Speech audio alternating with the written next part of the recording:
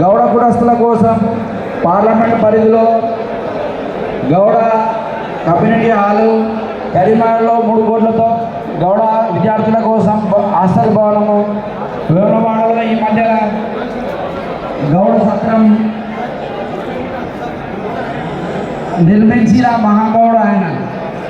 అలాంటి వ్యక్తి ఈరోజు హుస్నాబాద్ ఎమ్మెల్యేగా, తెలంగాణ రాష్ట్ర మంత్రిగా మన గౌడ బిడ్డ తెలంగాణ రాష్ట్రంలో ఉండడం గౌడులకు దక్కిన గొప్ప గౌరవం.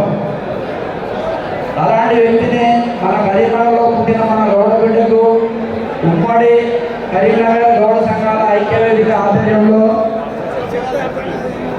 సన్మాన కార్యక్రమం నిర్వహించడం చాలా గౌరవంగా ఉంది.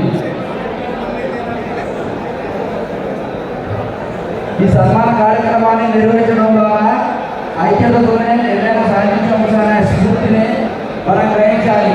సన్మాన కార్యక్రమం కోసం మన గౌరవ పాలకులు కరీంనగర్ జిల్లాలో అందరూ ఏకతాటికి సంతోషిస్తున్నాము.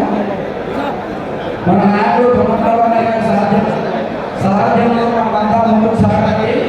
ఈ కార్యక్రమాన్ని చేసిన రాష్ట్ర నాయకులు మరియు ఉమ్మడి జిల్లాలోని వివిధ మండలాల గ్రామాల నుంచి వచ్చిన గౌరవ కులమండలందరికీ ప్రత్యేకంగా కృతజ్ఞతలు తెలుపుతున్నాను. ఈ సన్మాన కార్యక్రమాన్ని అందరూ దయచేసి